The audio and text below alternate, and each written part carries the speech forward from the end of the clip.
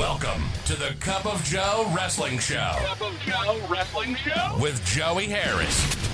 A podcast for the wrestling fan on the go. So take your favorite beverage of choice and join Joey.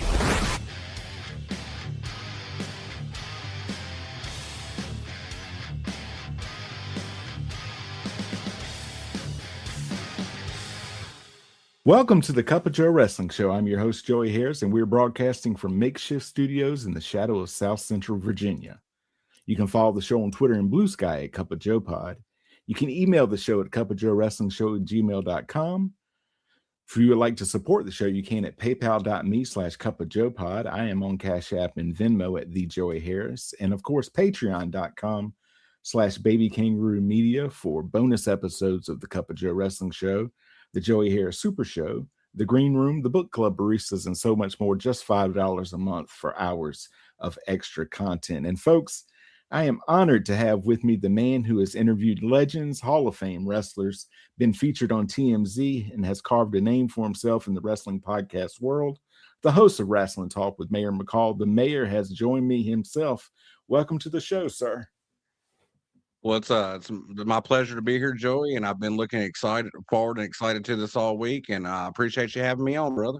Absolutely, man. Absolutely. I just, we were talking a little bit before we went on the air about, I got you to learn about your show from Bob Smith's podcast, and I just remembered Bob from the magazines, of course, but heard him on John McAdams' podcast, and it's like way leads to way, and just that's how I pick up podcasts or episodes of podcasts to listen to. And I have to tell you this, my wife and I, before we moved back to Virginia, she's originally from Virginia, I'm from North Carolina, but we lived for 7 years in Maine, and we loved it there, and we go back every summer to visit because the summer is the best time to go. And a couple of years ago, she was coming up with her parents, but I had to leave before they did to come back to work. So I drove up by myself, and I put on your podcast, and I'm going to tell you what, you got me up the East Coast overnight listening to episodes of your show. So I have to thank you for that right off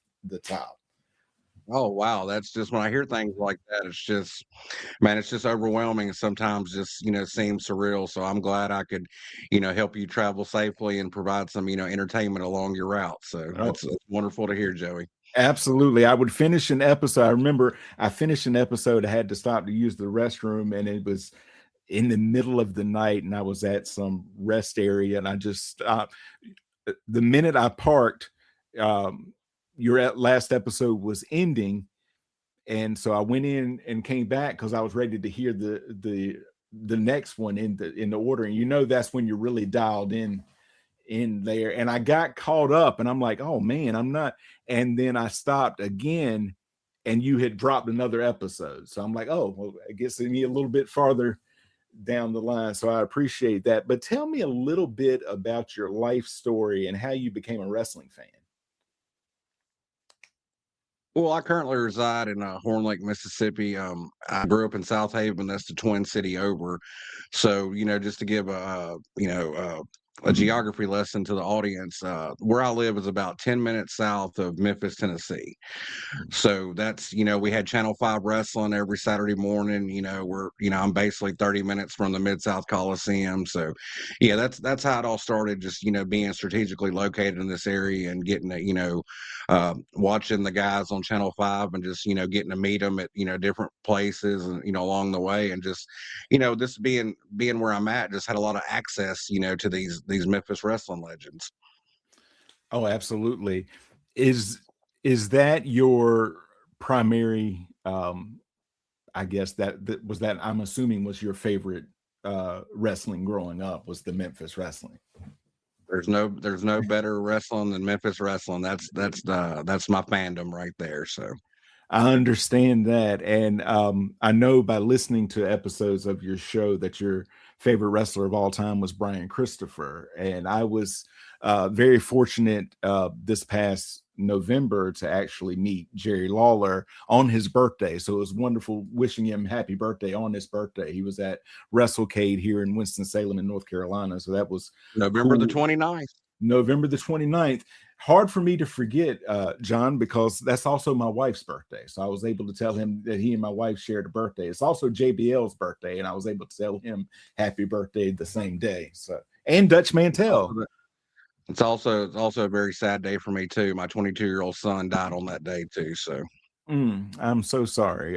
Yeah, I had my I would rather condolences I on would that. rather attribute to the positive things and thinking, but that's just one of those things. My son tragically overdosed on fentanyl and passed away on November 29th, which, as you just said, was Jerry Lawler's birthday. Mm, mm. It's kind of one of those things where the more you look at things in life, everything I look at it as a circle. Everything always comes around. You have the king who gave you such happiness overlap with this day that brought you such sadness. But you're right. That's life and all of that. But how did the podcast come about? It was around, I guess, February of 2023. Man, time flies. Childhood friend. I've been friends with him since like seventh grade study hall. Still a great friend to this day. My buddy named Matt Mills. He called me up one day. He said, "Hey man, have you ever started talking about thought about starting a podcast?" And I was like, "Man, what the hell would I start a podcast about? What would I even talk about? No, I haven't thought about that." And he was like, "Man, I think you would be great at doing like a wrestling podcast." And I was like, "You think so?" And he said, "Yeah, man, I think you of all people would, with your fandom and your knowledge and just your passion about wrestling, you should do a podcast." So, we kind of got off the phone. And it's one of those things that I kind of thought I simmered on it, and I went to bed that night, and I woke up the next morning. Joey, how you just kind of get something in your head and you don't let it get out of there. You just kind of run full force with it. Yeah. That's what happened. So I woke up the next day and I had no plan. I had no idea, and I was like, you know what? Life is short, and I'm gonna listen to my buddy Matt, and I'm gonna start a podcast. So I just kind of narrowed it down, and I was like, well, I'm gonna start a wrestling podcast, but what better to cover Memphis wrestling? That's what always been a big part of that, and that's my love. So I just had an idea, so I contacted my buddy Jonathan Hearn, who's happened to be friends with Downtown Bruno for over 30 years. So I contacted him and said, "Hey man, I've got this whim, and I'm gonna start a wrestling podcast. And you think you could talk to Bruno and introduce us? And I'd like him to be my first guest." And I guess, as they say, the rest is kind of history from that point. So that's how it all got started. I got introduced to Downtown Bruno, and he was nice enough and to come to we I did a studio at the house, and he first ever guest was Downtown Bruno in person in the studio. So that's how all this madness kicked off. And what I like about your show really is that I listen to all these podcasts, and they're like, I call them like slick. They're like overly produced and all of that, but it doesn't feel real. Yours feels real. And you can tell that you have a fondness for the people that you interview, and like a reverence for them. Like, you're not there to waste their time. You're not there to try to sell them something or to get something off of them. You want them to tell their stories, and you're listening from the perspective of a fan. My idea behind, and thank you for saying that. My idea behind it was I just wanted people to listen and just like envision just like a couple buddies sitting around, just talking about wrestling. And all these guests were like just handpicked. It wasn't like, hey, I need a guest this week, or I'm desperate. Everybody has importance or a story that's been on the podcast. It wasn't anything out of desperation. Like I said, like, oh, I just scramble around to get a guest, or I got to keep this going or not. No, all these people have been, handpicked, by me to be a part of this. So what I call it, more so than just a podcast, I call it almost like a journey, like somewhat of just, it's like a journey just to talk to these guys and have them tell their story. And my passion is old school, so all the guests we have is, I'd consider them old school legends and personalities and icons. So yeah, and I really been blessed, you know, along the way too. I met some, you know, different, very important wrestlers, and you know, that's like, well, hey, how would you think about having my buddy on the show or this and that? And I've really just, you know, been, you know, blessed along the way. So. Mhm. What has been so far your favorite moment from the podcast? Shane Russell bringing Jerry the King Lawler to my house and sitting like right where I'm sitting right now, like Jerry just sitting like, you know, 2 feet right across from me and doing like a hour and 15-minute interview. And it, Joey, I got to tell you, it still just seems surreal to this day, you know? Right. Yeah, I saw the pictures on Facebook and I'm like, oh wow. Yeah, that's the big one. That is the big one right there. That's going to be the last one I release. I've got about eight in the can to release. I've done all the recordings I'm going to do. So at that point, I'll just be, you know, releasing shows and promoting them. And I still like to go back and promote the show. You know, maybe some people that haven't heard about it or something like that. But just, I think if you give Wrasslin Talk with Mayor McCall a try, especially if you're into old school wrestling, I don't think you'll be disappointed. Mhm. Thinking back in your time as being a wrestling fan, what is the one moment or match or angle or episodes that stands out in your memory? Um, I'll be 40. Actually, I'll be 45 this month on the 24th. So I was born in 1981. So my childhood was the USWA coming on Channel 5, you know, Right. every Saturday morning. But, you know, through technology and the archives and all like that, you know, we have access to YouTube and all these like old matches and all the old footage and all, and just I think probably for me, like, just, you know, look, of course, you know, USWA, that was my childhood and all, but just going back and further researching and all, like 1982 was a huge, huge year for Memphis wrestling. You had the Jerry Lawler and Andy Kaufman feud, which, you know, was able to incorporate like Man Mountain Link, Ken Patera, others. 82 was the birth of the fabulous ones, the Fab, Steve Kern and Stan Lane, and that's the year, that was the summer too where the Kamala was created. They were out there Right. doing the you know, taping the footage and interviews and all at Jerry Jarrett's house in Hendersonville, Tennessee. So right now, looking back, I think 82 is probably, you know, I'm really, really fascinated by that year. I think that was a really great year in professional wrestling. And but no, there's a lot of different, you know, angles and things like that. I mean, the big one, like Eddie Gilbert running over Jerry Lawler in the Channel 5, you know, studio parking lot. That was all big for us, you know. So Mhm. Yeah, I listened to a podcast, and just yesterday I listened to an episode. They were going over the episode of Memphis Wrestling from '82 where Ric Flair's in the studio, and he and Lawler get into it, and he gives Jimmy Hart a check for $10,000 to take out Lawler, whoever he can get. And then once he does it, he'll sign the check and Jimmy can cash it. So the same day that Jerry Jarrett comes to Jim Cornette and talks to him about being a manager, it all happens on the same day because Cornette was there to take pictures of Flair and Lawler in the studio. So yeah, you can't go wrong with 82 anywhere in the mid 80s. My personal favorite from Memphis is like late 85, right around the time where Lawler loses the loser leaves town match to Dundee. And then right. Landale comes in and they go on a tear and they turn against Dutch and they do the Bill and Buddy show. That's my favorite time, leading to the last big sellout of the Mid-South Coliseum, which the Texas Death Match. So You cannot go wrong with having Bill Dundee and Jerry Lawler facing each other, tagging up. I want to say that their first true match, I think I want to say was in December of 1975, but really people mostly remember, you know, them kicking off in 76, and like fast forward like 2011, they were still able to sell out like the Nashville Fairgrounds. You know, right. that's just a testament to how, you know, how devoted these people were to Memphis wrestling, and how like just an angler feud like that could start in 1976 and still be a main event sellout in 2011. Isn't that just incredible, Joey? It is, Think about that. because you think about it, I'm not taking anything away from anybody like Jim Crockett Promotions or the WWF with Hulk Hogan, he could go to Madison Square Garden and sell it out once a month. There's no that it's a big thing.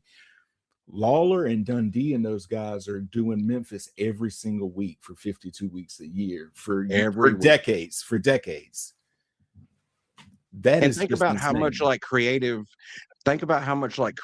like minds that had to go in that to keep a live television show going to keep the audience engaged, entertained every Saturday morning, to try to fill the seats of the Mid-South Coliseum, to draw interest on the Loop. Monday nights there in Memphis, Tuesday night was Louisville, Wednesday night Evansville, Thursday night Lexington, then have some spot shows around the area so they could still be close enough to the studios for Channel 5 Wrestling on Saturday morning. But just the creative juices that were flowing through, Lawler, Jarrett had Dundee booking, Buddy Wayne and, running spot shows and all. Just incredible time, my friend. Right. And then if something's not working, they can fix it on Saturday, and you're sitting there with oh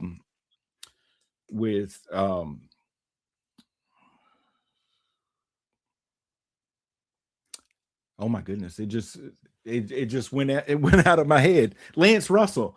I was getting Russell, and you said Shane earlier, and it was throwing me off. But Lance Russell and Dave Brown, that's like watching wrestling with your uncles. They're right there with you, just dialed Right there. in. And don't feel bad about drawing a blank or anything. I do it all the time because, man, all this it can be overwhelming. There's just so much, and you're probably like me. Your wheels get to turn, and you got all these thoughts and everything going through your head, bouncing around. But I do the same thing. And I was I don't know if you know Tony Richards. He's a historian and podcaster in Kentucky.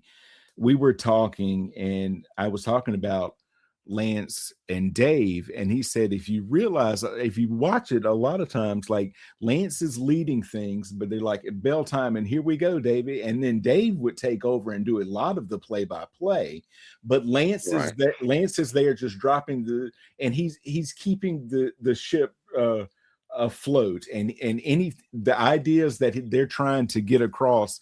Lance is so good about doing that. And then I think as good as they are, I think Dave actually stepped up and became much better once Lance left, because he realizes now I'm the one that has to steer this ship.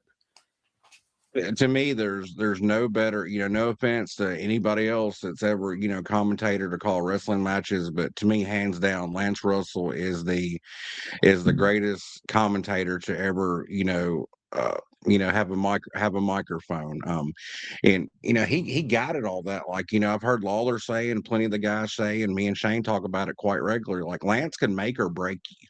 Lance was just that glue that, held everything together. If you're a good guy and Lance was behind you, or a face, as they say, then, the crowd bought into it. If you were a bad guy or a heel, Lance could put you over in that way too. And, help the audience, just hate you like you were supposed to. But yeah, I'm very, very fortunate and blessed to become really good friends with Shane Russell, and he's just a chip off the old block. The fruit does not fall far from the tree. Shane is a wonderful human being. What you see is what you get. He's just a class act in my book, and I've, and part of this journey, I've been so fortunate to be blessed to, become great friends with Shane. So Shane, I'll send this to you one day. So big shout out. Love you, brother, and like we always talk about it, nobody better than your pops himself. That's true. He would have been 100 this year. So I've been looking up.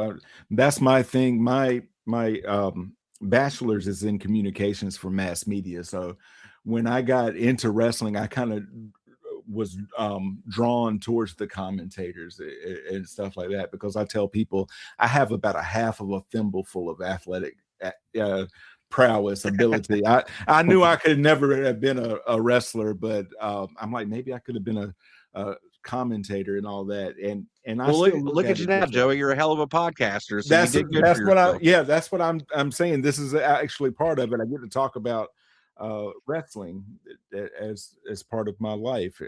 How lucky can you get, right? Man, it don't get any better than that. That's right. Was there anybody, like, that you wish you could have had on your podcast that you just weren't able to, or since passed on, or what have you? Yeah, there's that's the heartbreaking side of things. There's a lot of I will say that maybe just a couple that I just didn't work out, or the connections wasn't there. They just wasn't willing to do it. But there's only been a couple guys that are still living that I wasn't able to pull off. But yeah, it's sad to think that a lot of the guys have passed on, and I could no longer have them on the podcast. Like, I would have loved to interview Kamala, James Harris. Right. That would have been really big in my book to have him on there. And there's like Ron Hall that did the Memphis Heat documentary. I would have loved to be able to speak to him and had him on there. And it's just a lot of others that Jerry Jarrett. I would have given anything to have Jerry Jarrett on the podcast. So there's through the course of life, and people falling off, leaving this world. So yeah, there's plenty that I definitely would have loved to have that that I just couldn't have anymore due to them not being alive anymore. That is part of the reason that I do my podcast and I promote so many others, is that through podcasting and YouTube and all of that, we're keeping the history alive for those who have passed on, so that their stories can continue to live. And I'll tell you this, I don't get political on this podcast, Mayor, but I'll tell you this, it was hard for me a couple of years ago to say Kamala, especially with Harris, because I was so used to James Harris being Kamala. So I think we all did that in this area. And I'm like, if that's her name, I'll call her Kamala. But I heard Kamala, and I saw it, and I'm like, that's like Kamala. I'm like, that was James Harris and all of that. So right. that was very difficult for me. So yeah, I'm just you got my wheels turning too, Joey. I'm sitting here thinking of the ones that like I would have loved to have, Billy Joe Travis, the Dream Machine, Troy Graham. There's just countless others. Yeah, so unfortunately I can't. But that's why you hit the nail on the head too. It's spot on. That's one of the biggest reasons that I enjoy doing this, to keep the memories of these guys alive. And I don't ever want all the sacrifices and injuries and time away from the families and the extensive, rigorous travel schedule. I don't ever want these guys to be, forgotten about. They, and I think talking to a lot of these guys too, Joey, they didn't realize at that time, but what a big impact they had on the fans' lives, and they still have have that impact on us, today. Right. Were you ever able, or do you know of anybody? This is one, like, I would love to interview him, but I think this person has just fallen off. Did you ever hear or know of anybody who knows where Richard Lee is? Leroy Smith was his real name, and I tried for a couple years to. And we'll tell the if you're not familiar with Richard Lee, he was the manager of the Moondogs. He could make you feel like he controlled those Moondogs with a blow of the whistle, or Right. But no, I've tried so hard to track him down, but I was told probably around 6 or 7 months ago that I think that Leroy is no longer with us. So definitely, I would have given anything to. But yeah, we've got to honor him. We've talked to Robert Fuller and some other people, and we've definitely got to honor Richard, and and keep his legacy and memory alive. I think Richard is an unsung hero in the fact that Absolutely. he probably didn't get enough credit as he should have. I mean, he was a very, very good actor. He could really make you think that he could control those Moondogs with the blow of that whistle. Funny, you got time for a funny story? Absolutely. Okay, well, Richard never wanted to actually get into professional wrestling. Richard wanted to be a country singer. Mm-hmm. So he had the bright idea that, give him a little screen time, airtime, being on Memphis Wrestling would, kind of enhance his, I guess, star power, if you will, or something, that he could get noticed. But yeah, he never really wanted to be in wrestling. He wanted to be a country singer. And we're talking to Robert Fuller about it. And he agreed, I think for, just a very minimum, payout, just so he's like basically telling Jerry Jarrett and them like, hey, just put me on, you don't got to pay me much, so and such. But the gimmick really got over, and he went back to him. He's like, I'm gonna need more than this $40 or $50. Like, no, Richard, that's what you agreed on, brother. So oh goodness. But yeah, just people like him. And I know before he passed away, I know that Burt Prentice did just a couple of podcast appearances, but people like Burt, Ronnie P. Gossett, just the different, what I call characters in wrestling. Absolutely. Would Ronnie been not just an extremely fun guest to have on there, you know? I think Ronnie would have had his own podcast and it would have been like number one. Yeah, I'd probably be asking Ronnie, can I be a guest on his show? Exactly right. Ronnie would have had his own podcast. So we'd interviewed Nightmare Danny Davis a while back, and he was telling us some funny Ronnie P. Gossett stories. That's another one. I really enjoyed that. I did listen to that, and that's somebody he I know he doesn't do a lot of them, but has a ton of stories. It's Nightmare Danny Davis. Oh, that was you hit the nail on the head about that, Joey. He was a hard one to get on the show, but I convinced him, and his wife had convinced him too, and you know, and they said that, you know, that I think some of our knack and niche has been that we're not a gotcha show. We didn't care about the, you know, who was sleeping with who's, you know, women in the dressing room, who was trying to do this and that. We just strictly keep it, you know, remembering their legendary wrestling careers. It's not like a shoot style, you know. It's not like I'm trying to spread rumors or gossip and all. I wanted the fans to just really remember what incredible, you know, legends these guys were. So I think kind of, and you made me think of that, because that was, you know, a selling point, because a lot of these guys are really reserved. You know, they've been there and done that, and these guys, you know, put them on the spot, and, you know, and try to bring up some stuff. And a lot of these guys are married now and don't need to bring up, you know, dig up some of those bones from the past and all. But I think that's been, you know, we've got lucky and blessed on that the word has spread that, hey, these guys are very respectful. They just want to talk wrestling with you. It's not a get you or a got me show, if you will. Right. No, and I can understand and appreciate that. It also reminds me, I have Mayor, it's not like I don't have enough hours in the day.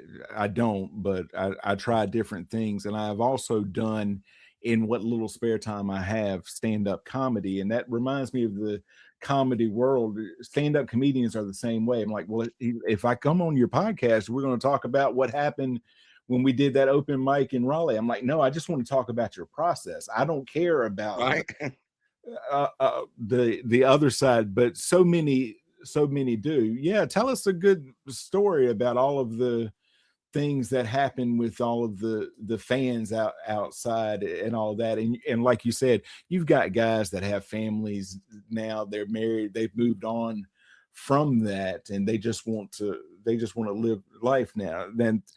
And I would much rather hear about what went into like the Nightmares feud with the Riches in Continental. I want to hear about that, or the fantastic back and forth that Danny Davis and Bill Dundee went over the light heavyweight championship in '91 in the USWA.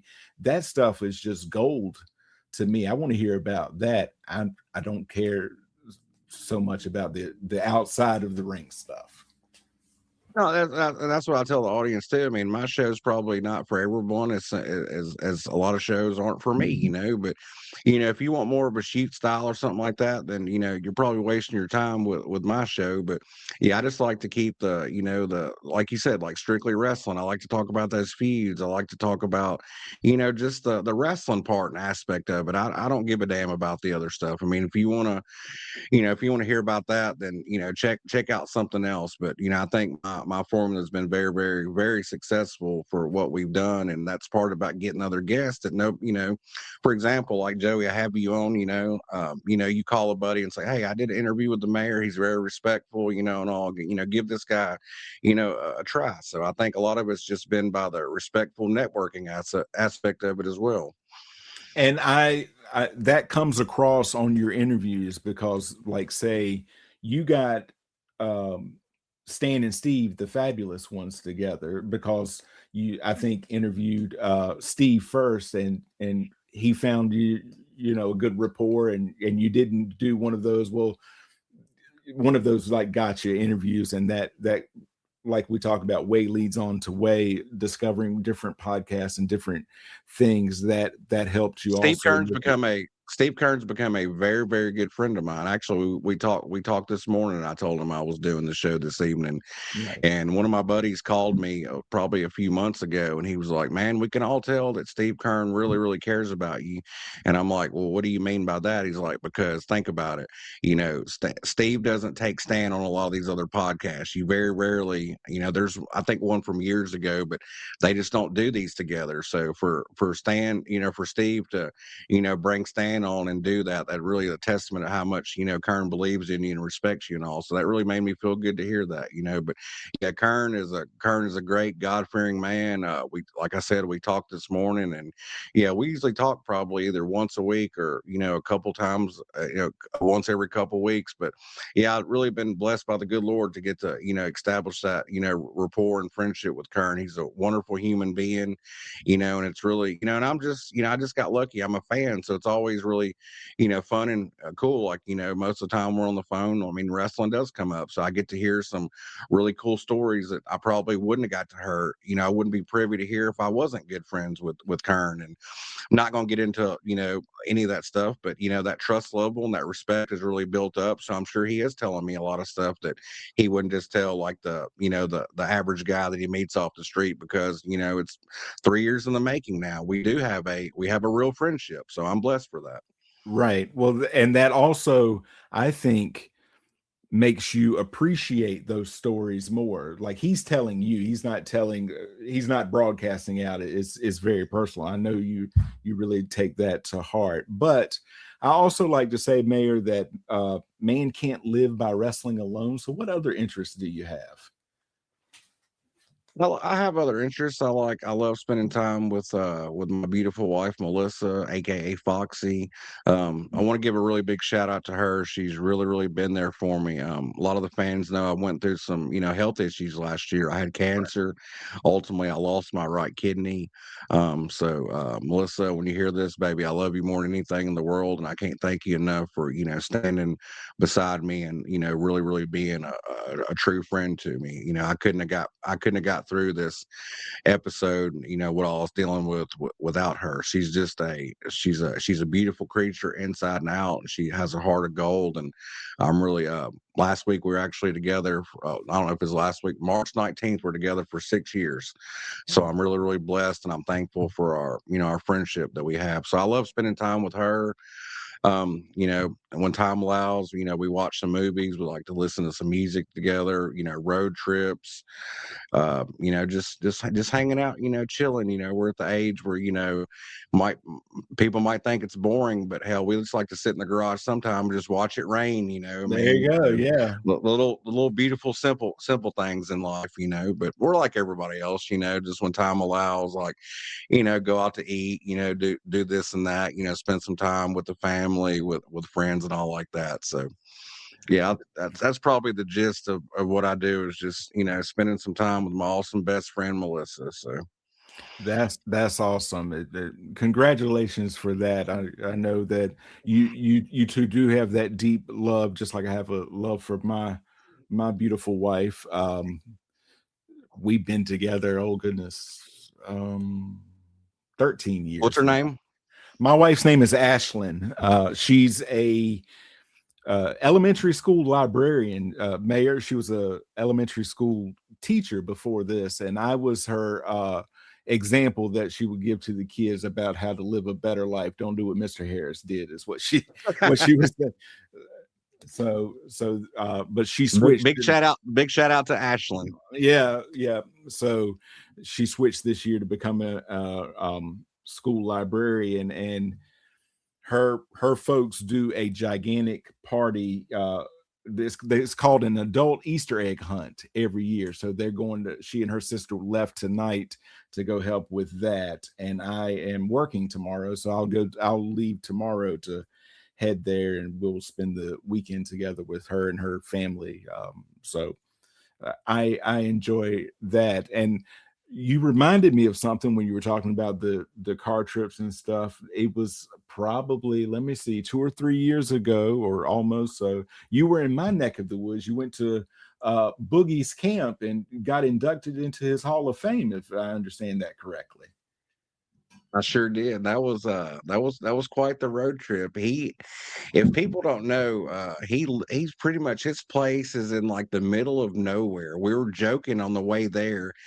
Like, Melissa asked me, she's like, "Would you do this trip at night?" I said, "Hell no, I wouldn't." I said, "It look, they could film a scary movie out here." I don't know if people are familiar with the movie Wrong Turn, but it looks like, like the Wrong Turn highway, where like you could just, those guys are about to jump out on you any minute with some bows and arrows, Oh So, yeah, yeah. He is definitely secluded. It's about an hour and a half from where I am.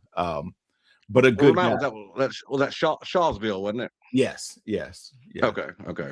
And I live in Farmville. Is really crazy. It's like that old Facebook game, but it's true. That's the name of the place. And we're honestly, we're about an hour from all the big cities in Virginia. I'm about an hour from Lynchburg. I'm about an hour from Richmond. A little over an hour from Roanoke. So yeah. Well, too bad, we hadn't connected before then. Maybe we could have met up or something, had some, I, lunch or dinner or something. yeah. He goes to the same. I don't know if it's primary care, but one of the same doctors that my brother-in-law does, and they're on the same schedule. So when they go in, he's like, "Yeah, I saw Boogie in the waiting room today, waiting for something."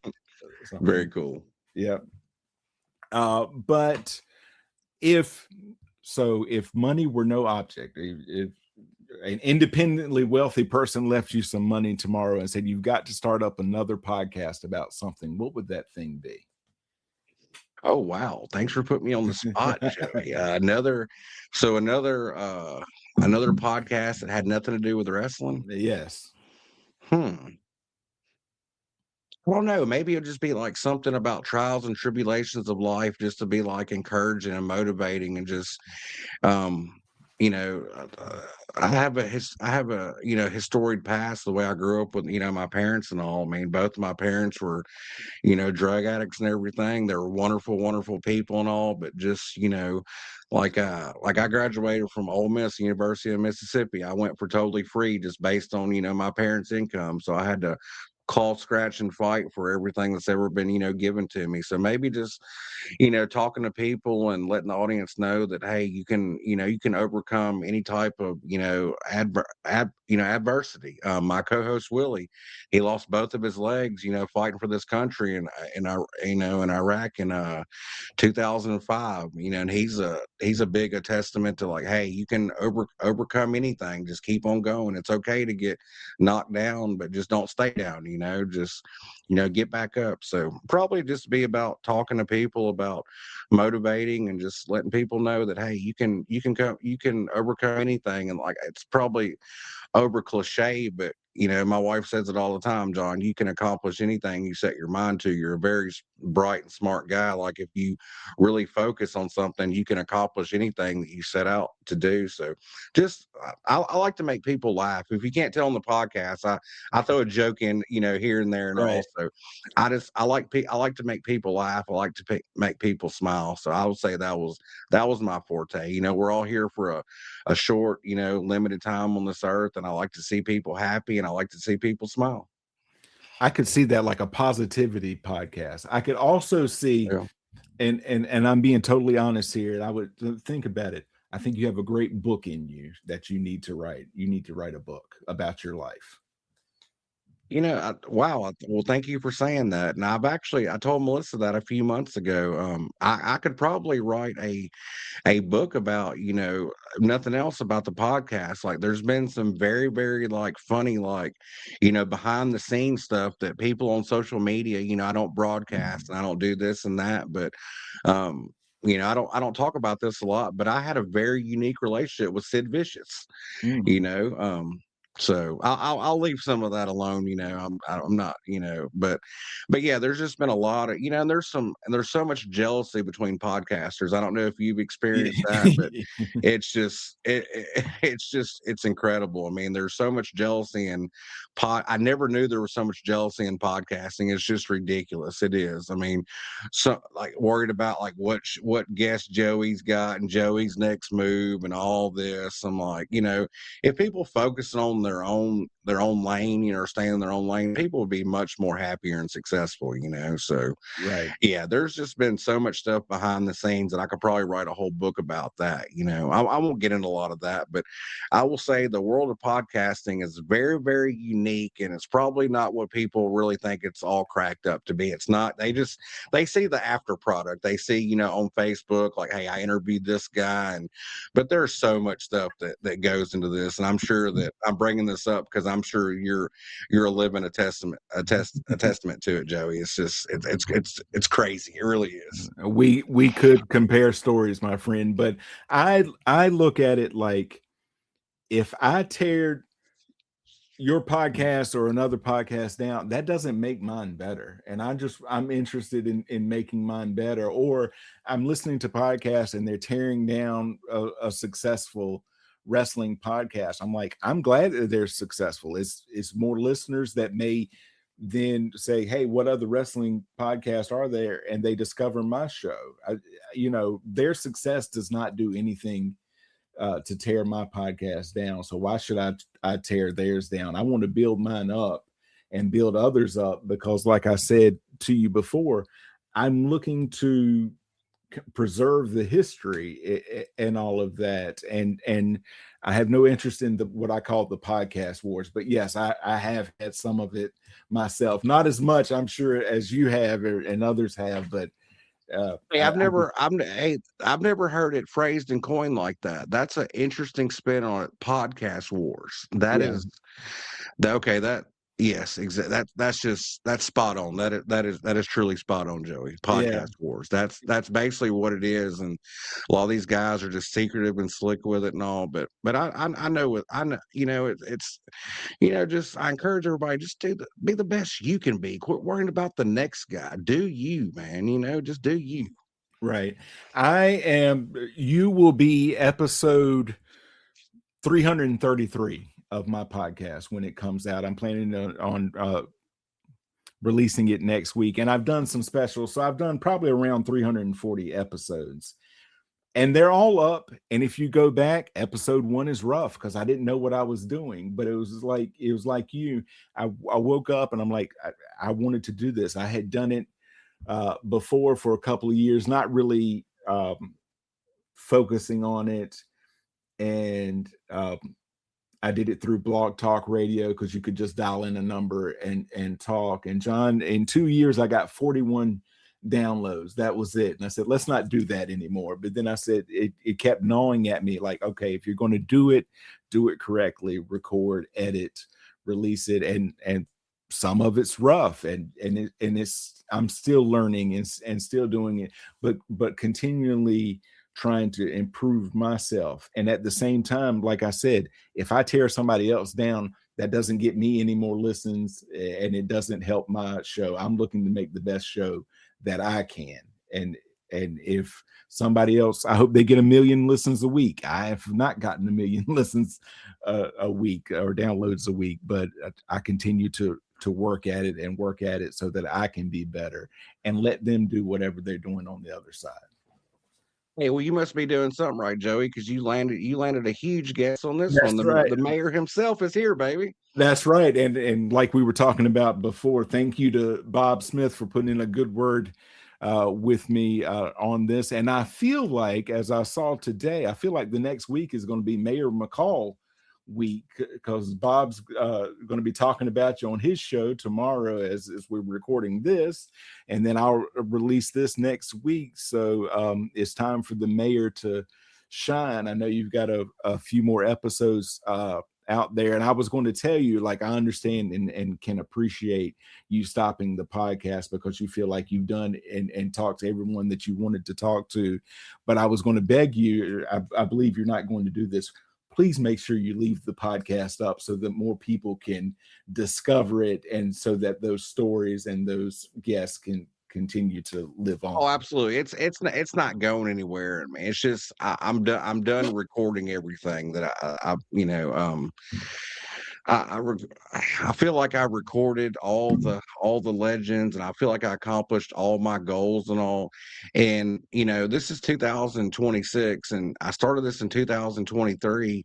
And this too, Joey. Just in that short amount of time, the landscaping of podcasting has changed so drastically, just in that short period of time. What I'm running into as well is a lot of these guys have their own podcast now. A lot of when I started, there very few of these wrestlers had their own podcast. Now everybody and their mom has a podcast, and they want to charge big money for interviews and all. And I don't, and not to brag or anything, but I would say I'm probably one of the most successful independent podcasters in the nation. I don't make a dime. I don't run ads. I don't run sponsorship. Right. The hell of an introduction you gave me. Like, yeah, we've taken this thing to TMZ. We're played in over 64 countries as we speak. We've cracked the top 25 in Canada, Great Britain, the United States. I've been 3 and 4 in Ireland, Ukraine, Greece. I think that's pretty good for just a self-made Mississippi boy, So I had no financial backing doing this. I had no connections. The furthest connection I had was Jonathan Hearn, and that's saying, "Hey, man, introduce me to downtown Bruno." And I've accomplished everything else, I'm not going to say by myself, because I had a lot of help. A lot of these guys like Kern, took me under his wing, and a lot of them really helped me with the networking and such. But hey, I just started this thing by myself. So I'm very happy with the amount of success and that the show has gotten, because I didn't have any connections going into this, just a fan. That's all, just a fan. And it really shows in your product. I cannot put it over enough, but I told you I want to be very mindful of your time, and we've gone about 45 minutes. Between that and an hour is usually what I do when I have a guest on. But before I let you go, my friend, go ahead and plug any and everything that you have. Well, you can the show is Wrasslin Talk with Mayor McCall. We're in the South, so we say wrestling. We don't say wrestling. Wrasslin Talk with Mayor McCall. We're available anywhere you can listen to a podcast: Spotify, Anchor, Apple, Google. Wrasslin Talk with Mayor McCall, where the legends live. We interview old school wrestling legends. We focus a lot on the Memphis territory, but we've been fortunate. We've had a lot of the old, WWF guys on there. The Killer Bees, the $1 Million Man, Ted DiBiase, Don Morocco. So we've really been blessed, and and I think if you give our show a chance, like I said before, it's just we tried to make it where it's just a couple of friends sitting around, talking wrestling. So. And I can't thank you and appreciate you enough for having me on here and stuff too. And I'm not stupid. A lot of these guys, I'll just come out and say it, and I didn't think that about you at all. And I talked to Bob about you, but I get a lot of these requests. They feel like they just want to get in good with me, and they think that I'm their connection to meeting all these guys. And these guys can do whatever they want to do, but that's, and I'm not stupid. A lot of these guys just want to have me on, trying to get close to me for their agenda or their purpose. And guess what? It doesn't happen like that with me, so. No. Yeah, I can see that, and can see where that could be very frustrating. It is. It happened to me pretty recently, and I'm not going to get into it, but having me as a guest is one thing if you really care about what I do and you're interested, but don't just have me a guest because you think I'm a part of your networking tree. You're trying to use me to get a guy's phone number or something like that, so it's not going to happen. Don't waste your time. Yeah, and this very well might be my last recording. I didn't have anything lined up, and like I said, you contacted me, and I did I did a little research on you, and actually before I talked to Bob, I was going to do the interview. I think you have a good show. I think your heart's in the right place, and it probably seemed like that when I sent you the message, like, oh, I'm going to do the show now. I talked to Bob, but no, I already had it I told my wife, I already had it in my mind that I was going to do the show. I was just trying to figure out the time, and you do this just like I do. So, time is a very, very valuable commodity. So I didn't want to, waste either one of our time. So I just had something more concrete where I knew I could do it. And, instead of the back and forth, I knew I'd be free, but no, I was going to do the show. I was going to do the show anyway. And I think you do a wonderful job. And like you said, just keep on trucking, man. Keep on getting better at it, and I think you're on a very good path, man. And I respect what you do. Well, I appreciate that, Mayor. I really do. Yeah, it's tough. It's tough going out there, and what I have is, hey, yeah, I'll do your show. Let me get back to you. I'm about to head out the door, and then you never hear anything else. And I follow up like, hey, yeah, I know you're busy, and I get the same thing. I'm like, okay. I just drop it after that. I'm like, yeah, I get it. Well, so. you gotta be persistent and doing what we do. There's a fine line. You can't run your guest off, but you do have to be persistent. You do. Closed mouths don't get. My dad taught me a long time ago. Closed mouths don't get fed. So it's a fine line. I try not to run anybody off or be like, bug somebody so much. But a lot of these guys, man, you do have to be, persistent with them. And I've talked to, it's taken me some of the recordings I've done just in the last couple of months have taken me 3 years of networking with the guy directly. Right. I got a lot of people don't know this, but I interviewed Jeff Jarrett. It took me about 3 years for that. I've been working on Eric Embry for a couple of years. I finally got that. And Eric actually said on the interview, made everybody laugh. He said, he told my wife, he said, this is one of the most persistent guys I've ever met in my life, so. But yeah, my dream was to, like I said, we started in 2023. My ultimate dream was to have Lawler. So I've been working on Lawler since 2023, and it just, happened, this year. So it just goes to show you that there's so much time dedication that goes into this, Right. So it's exhausting too. It really is. It really is. It is, but at the end of the day, to me at least, it's rewarding.